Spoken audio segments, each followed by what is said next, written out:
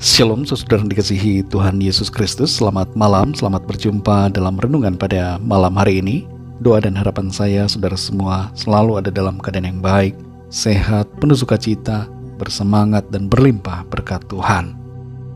Sebelum kita mendengarkan renungan firman Tuhan, mari sama-sama kita satukan hati dan berdoa. Kami bersyukur kepadamu Tuhan karena berkat pimpinan-Mu di sepanjang hari ini. Kami dapat mengerjakan segala tugas tanggung jawab kami, aktivitas pelayanan kami, semua karena pertolongan Tuhan.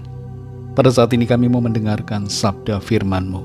Urapi setiap kami ya Bapa, agar kami mengerti akan kehendak-Mu. Dalam nama Tuhan Yesus kami berdoa. Haleluya. Amin.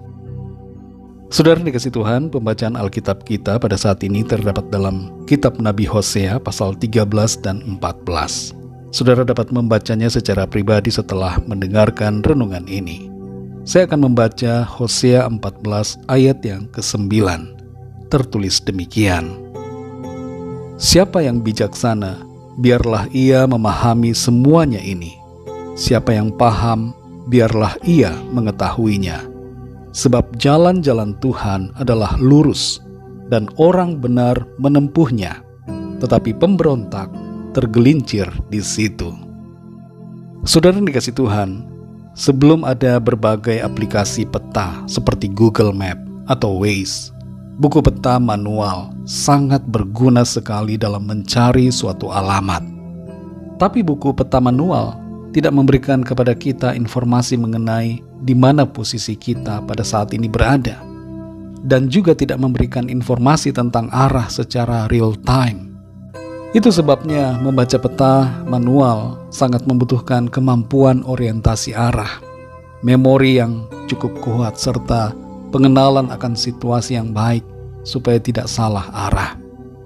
Namun sekarang saudara, dengan adanya aplikasi peta online, kita umumnya cenderung akan lebih mudah menemukan tujuan.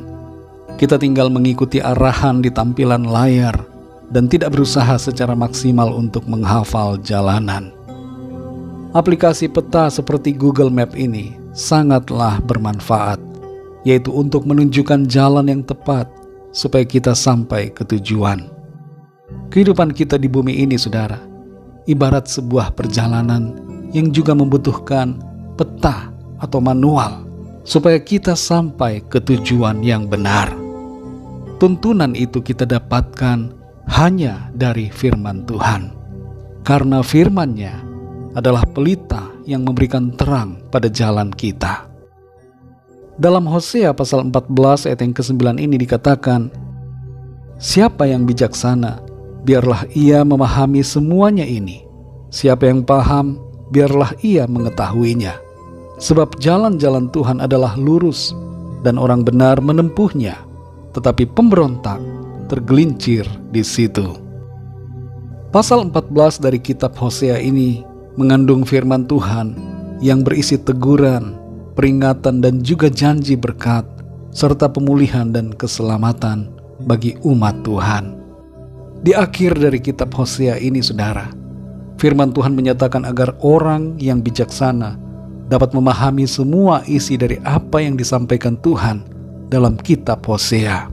Dan bukan hanya memahami, tapi juga menempuh jalan-jalan yang Tuhan perintahkan. Siapa orang bijaksana yang dituliskan dalam ayat ini, saudara? Yaitu setiap kita yang mau dengar-dengaran kepada Tuhan. Ada hal yang perlu kita pahami mengenai pernyataan bahwa jalan-jalan Tuhan adalah lurus. Dalam bahasa aslinya, ayat ini lebih tepat diterjemahkan dengan jalan-jalan Tuhan adalah benar. Sebenarnya kata lurus di sini juga tidak salah penerjemahannya. Tapi pengertian lurus pada masa sekarang ini bisa bermakna yang lain bila tidak didefinisikan dan tidak dipahami dengan benar. Jalan lurus dalam ayat ini berarti suatu kondisi jalan yang benar, bukan yang sesat, tapi jalan yang membawa kepada kehidupan yang kekal. Itulah jalan-jalan yang Tuhan kehendaki untuk kita tempuh. Tuhan Yesus berkata dalam Yohanes 14 ayat 6-7, Akulah jalan dan kebenaran dan hidup. Tidak ada seorang pun yang datang kepada Bapa kalau tidak melalui aku. Sekiranya kamu mengenal aku, pasti kamu juga mengenal Bapa-Ku. Sekarang ini kamu mengenal Dia dan kamu telah melihat Dia. Saudara yang dikasihi Tuhan, kalau kita mau menjadi orang yang bijaksana, marilah kita percaya kepada Tuhan Yesus dan mengikutinya, sebab Dia adalah jalan yang lurus, jalan yang benar, yang membawa kita kepada kehidupan yang kekal. Dia adalah Tuhan dan Allah yang benar.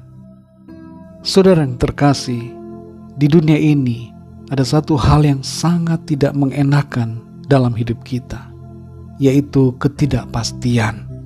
Tapi Tuhan Yesus memberikan kepada kita kepastian bahwa setiap orang yang percaya dan mengikutinya pasti mendapatkan anugerah, keselamatan dan kehidupan yang kekal.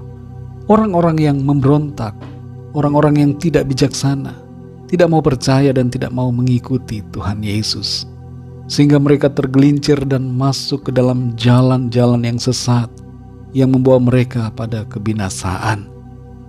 Bersyukurlah saudara, karena kita semua telah mengenal jalan-jalan Tuhan yang lurus. Kita sudah mengenal kebenaran dan telah dibenarkan. Tuhan telah memperkenalkan dirinya kepada kita. Dialah Tuhan Yesus Kristus. Karena itu mari kita bersyukur saudara, dan ikutilah Tuhan senantiasa. Jangan mengikuti berhala-berhala asing, yaitu semua hal yang di luar Tuhan Yesus, tapi tetaplah berpaut pada Tuhan Yesus dan setia kepadanya sampai selamanya. Mari kita berdoa saudara.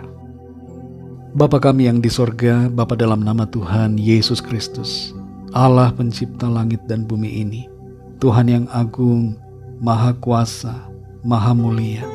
Kami bersyukur untuk firman-Mu yang kembali berbicara kepada setiap kami, agar kami memahami akan firman-Mu dan menempuh jalan-jalan Tuhan yang lurus, yaitu jalan-jalan-Mu yang benar, jalan kebenaran firman-Mu. Pimpin kami ya Roh Kudus, tuntun setiap kami, sehingga kami selalu ada dalam jalan kebenaran-Mu. Kami tidak menyimpang ke kanan atau ke kiri. Kami tidak berbalik dari Tuhan. Kami tidak menyimpang kepada kejahatan dan dosa, tapi kami tetap setia mengikut Engkau Tuhan Yesus sampai akhir hidup kami di bumi ini.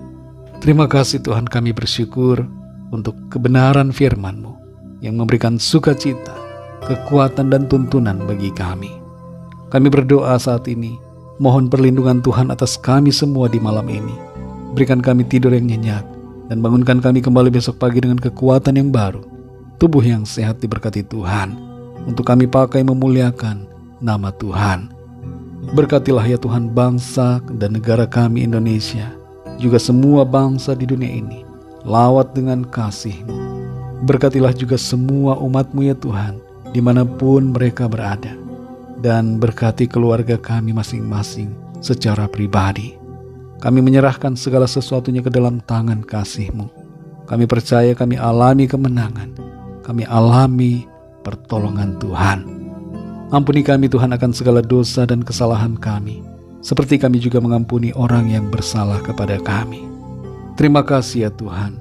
Dalam nama Tuhan Yesus Kristus, Tuhan dan Juru Selamat kami sudah berdoa dan mengucap syukur. Haleluya. Amin. Puji Tuhan, saudara dikasih Tuhan, saya percaya firman Tuhan menjadi berkat dan kekuatan buat saudara semua. Dan Roh Kudus akan menolong saudara untuk lebih lagi memahami kebenaran firman Tuhan. Tuhan Yesus memberkati saudara semua.